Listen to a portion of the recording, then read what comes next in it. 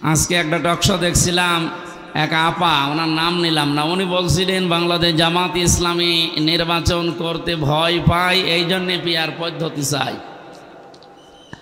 আপনি এই দেশের যে কোনো স্থানে, যে কোনো ওয়ার্ড বলেন, ইউনিয়ন বলেন, পৌরসভা বলেন, থানা বলেন, উপজেলা বলেন, জেলা বলেন, বিভাগ বলেন, এমনকি ঢাকার রাজধানী সহ আমরা চ্যালেঞ্জ দিতে অন্তত এখন পারি।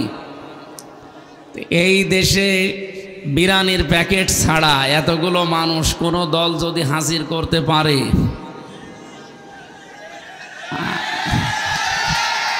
এইটাই বাস্তব।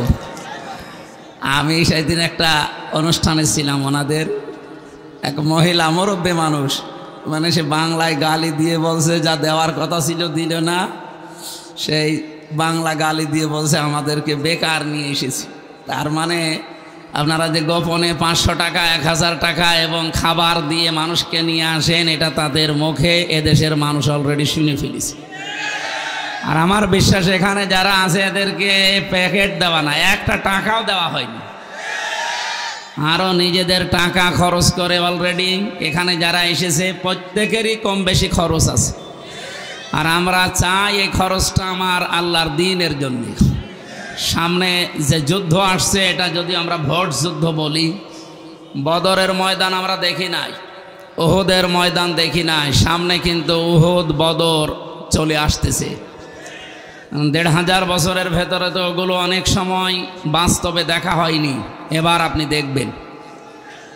সারা দেশেই তো আমি যাচ্ছি, কম বেশি সব জায়গায় আমার যাওয়া হচ্ছে, আমি দেখতে পাচ্ছি একটা আওয়াজ উঠে গেছে এবার যে দুর্নীতি মুক্ত দল বাংলাদেশ জামাত ইসলামী, আমরা তাদেরকে এবার দেখতে চাই। কুষ্টিয়াবাসী আপনারা চান না? আমি শুধু একা না, সারা বাংলাদেশে 300 জনের নাম এসে জামাত ইসলামী থেকে, আপনারা জানেন। এদের প্রত্যেকের উপরে আমরা যে আস্থা রেখেছি এ দল থেকে, আমি অন্তত গ্যারান্টি দিতে পারি এদের জীবনে যতগুলো মানুষ এমপি নমিনেশন পেয়েছে, একটা টাকাও তাদের জীবনে দুর্নীতি নেই। এর চাইতে বড় আপনি আর কি চান? মাওলানা মতিয়ার রহমান নিজামের মতো মানুষ মন্ত্রী ছিল, আপনি শুনলেন না যে 2 টাকা?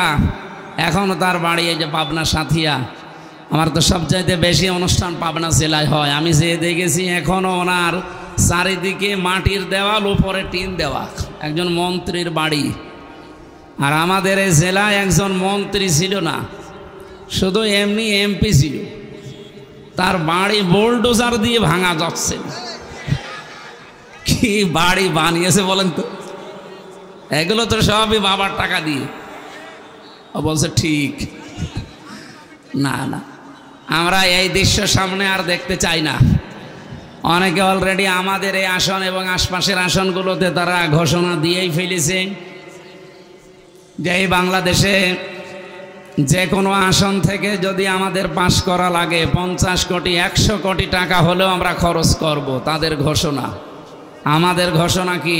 একটা টাকাও খরচ করা লাগবে না, কারণ টাকা তোলার কোনো ধান্দা আমাদের নেই। আপনি বলেন তো 50 কোটি টাকা একজন খরচ করবে, ও কি আল্লাহর রাস্তায় দিচ্ছে? ও 50 কোটি খরচ করলে মাস্ট বি ও 100 কোটি তুলবে। আমরা এরকম মানুষকে জেনে শুনে কোন কারণে তার হাতে হাত দেবেন? আপনি দেখতে পাচ্ছেন যে লোকটা দুর্নীতি করবে, সে অলরেডি 50 কোটি খরচ করছে, ও 100 কোটি না তুলে ছাড়বে না। সেদিন সিঙ্গাপুরে এক হোটেলে ছিলাম আমি, একজন মন্ত্রীর সাথে দেখা, আমি নাম নিলাম না লোকটার, উনিও শুনতে পাচ্ছে।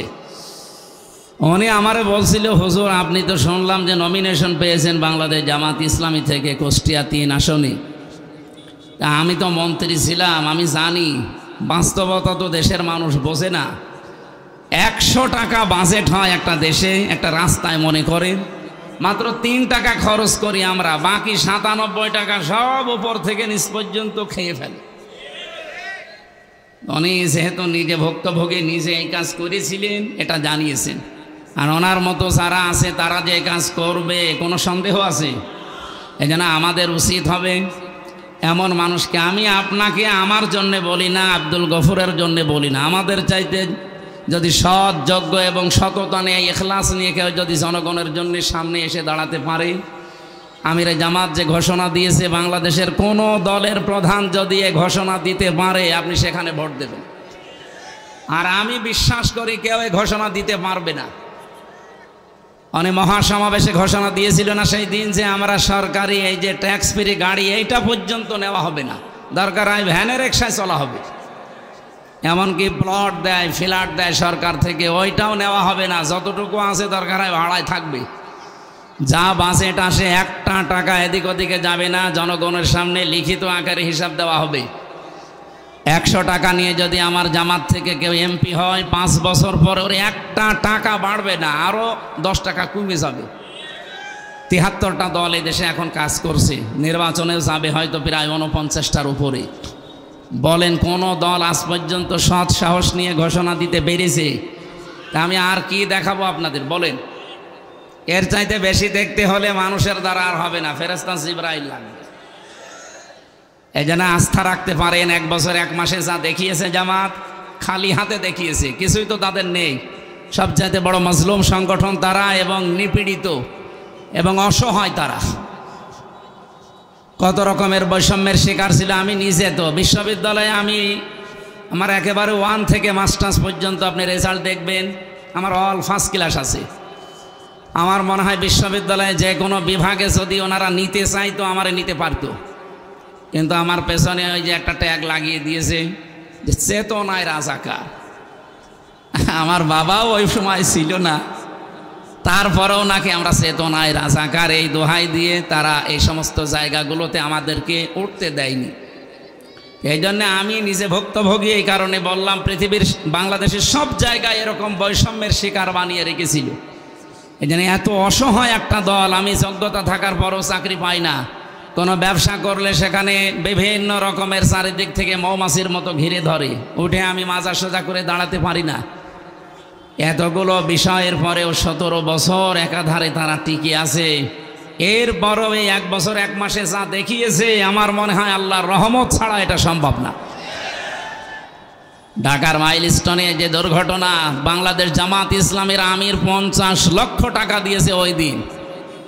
এদেশে আরও কত বড় বড় রাজনৈতিক দল আছে, তারা যদি প্রতিযোগিতা করতো যে আমরা জনগণের পাশে থাকবো, তাদের 200 কোটি টাকা দেওয়ার দরকার, কিন্তু তারা একটা টাকাও দেয়নি। এর দ্বারা প্রমাণ, এবং বাংলাদেশের মানুষ সব বুঝে ফেলেছে।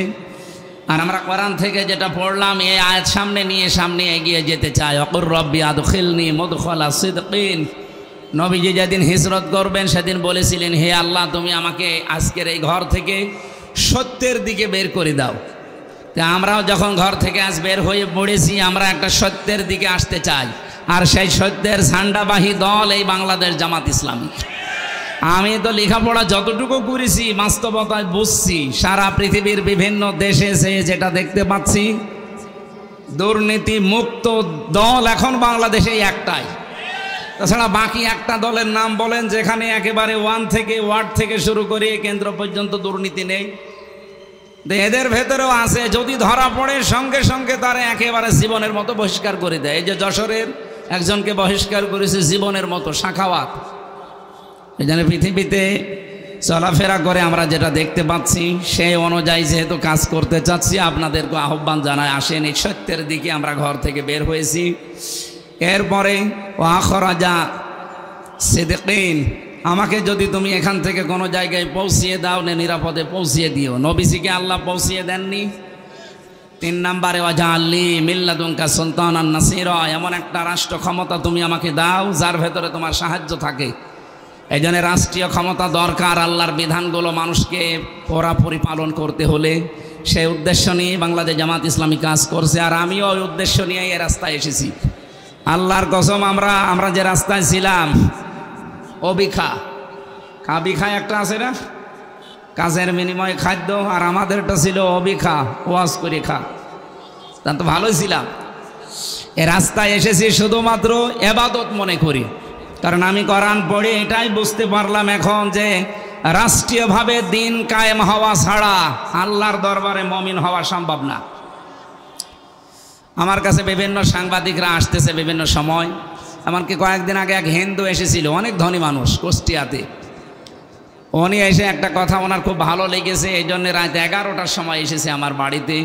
আমি মনে করলাম যে মুসলমান হওয়ার জন্য এসেছি।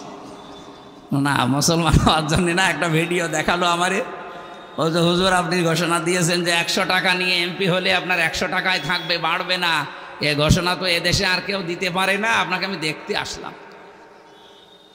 তা কুষ্টিয়াবাসীর জন্য কি কি করবেন এরকম প্রশ্ন আসে। আমাদের সবচাইতে বড় উদ্দেশ্য, এই দেশে কর্মসংস্থানের বড় অভাব। এখান থেকে চলে যাচ্ছে মালয়েশিয়া, সিঙ্গাপুরে। কি করে আমরা তো সে দেখি, রাস্তা ঝাড়ু দেয়, হোটেলে কাজ করে, থালা বাসন ধোয়। ওই রাজ্যে উন্নত এবং মানসম্মত কাজ যদি দেশে ব্যবস্থা করে দেওয়া যায়, ওই 30-35 হাজার টাকার জন্য 7.5 লাখ 8 লাখ টাকা খরচ করে মালয়েশিয়া যাওয়ার দরকার আছে? কুষ্টিয়াতে কর্মসংস্থান খুব কম। আমরা আমাদের এই আসন ভিত্তিক, বিশেষ করে সদর এবং এবি থানায় 10,000 মানুষের অন্তত সম্মানজনক কর্মসংস্থান তৈরি করব, দেশি এবং বিদেশি বিভিন্ন সাহায্য নিয়ে ইনশাআল্লাহ। এটা আমরা কথা দিতে পারি, আমরা পারবো। কারণ এই 100 টাকা বাজেট হলে 3 টাকা খরচ হয়, 97 টাকা খেয়ে ফেলে। আর আমাদের সময় আসলে আমরা 100 টাকার 100 টাকাই মানুষের ভেতরে ব্যয় করব, এটা আমি কথা দিতে পারি। 2 নম্বরে, আমাদের এই আশপাশের 5-6টা জেলায় অনেকের আকাঙ্ক্ষা একটা বিমানবন্দর দরকার। হ্যাঁ, এটাও সম্ভব। ওই গড়াই নদীর তীরে, বিশেষ করে লাইনি বটতলা থেকে ওই যে ব্রিজ পর্যন্ত, রমি ব্রিজ পর্যন্ত বিশাল এলাকা পড়ে আছে। একটা বিমানবন্দরও আশা করব সামনে হবে ইনশাআল্লাহ। আর বাকি কুষ্টিয়াতে যে চাঁদাবাজি নামে মহামারী একটা রোগ, 1 বছর 1 মাসে কয়েকশো কোটি টাকা অলরেডি হয়ে গেছে। দোকানে যাওয়া যায় না, কোনো মার্কেটে গেলে হামাও করে কান্নাকাটি করে। এটা আমি গ্যারান্টি দিতে পারি, যদি জামাত ইসলামী এদেশে সরকার গঠন করতে পারে 5 বছর লাগবে না, 5 দিনে কুষ্টিয়া চাঁদা মুক্ত হবে ইনশাআল্লাহ। কুষ্টিয়ায় যতগুলো রাস্তা আছে, বিশেষ করে শহর এবং শহরের বাইরের প্রত্যেকটি রাস্তা প্রশস্ত করা দরকার। ড্রেনেজ ব্যবস্থা দিয়ে রাস্তাগুলো প্রশস্ত করা হবে। এরকম বহুমুখী কর্মকাণ্ড আমরা হাতে নিয়েছি। 630টা থানা আছে বাংলাদেশে, আপনারা শুনলেন। এখানে প্রায় 175টা থানার ভালো তালিকা আমি পেয়েছি। এরকম মানে আমাদের কুষ্টিয়াকে নিয়ে যাব ইনশাআল্লাহ। আমরা আপনার কাছে জামাত ইসলামী থেকে যেহেতু দাঁড় করিয়েছি, এই জন্য আপনার কাছে ভোট চাইছি। তাছাড়া আমি ভোটও চাইতাম না।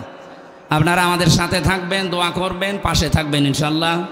যতটুকু বলেছি, আমাকে সহ প্রত্যেককে আল্লাহ কাজ করার তৌফিক দিন। আজকের এই আয়োজনে যারা সম্পৃক্ত, যারা ইবাদত মনে করে এসেছেন, এবং মিডিয়ার মাধ্যমে সারা বাংলাদেশের সবাইকে আমরা আশার বাণী শোনাচ্ছি যে এটা দৃশ্য শুধু কুষ্টিয়া 13 নম্বর পৌরসভার এই ওয়ার্ডের না, এটা সারা বাংলাদেশেরই। আমি আজকে দুপুরে যেখানে নামাজ পড়িয়েছি, গোস্বামী দুর্গাপুর শঙ্করদিয়া, কমপক্ষে শুধু জমার নামাজে একটা মসজিদে 5,000-এর ওপরে মানুষ, 3টা জামাত করার দরকার ছিল। এই জন্যে ইসলামের দিকে মানুষের এখন যে ঝোঁক দেখতেছি, সামনে ইনশাআল্লাহ কোনো ভয় নেই, কোরআন সামনে সংসদে যাবে, এই আশাবাদ ব্যক্ত করে শেষ করলাম। আসসালামু আলাইকুম।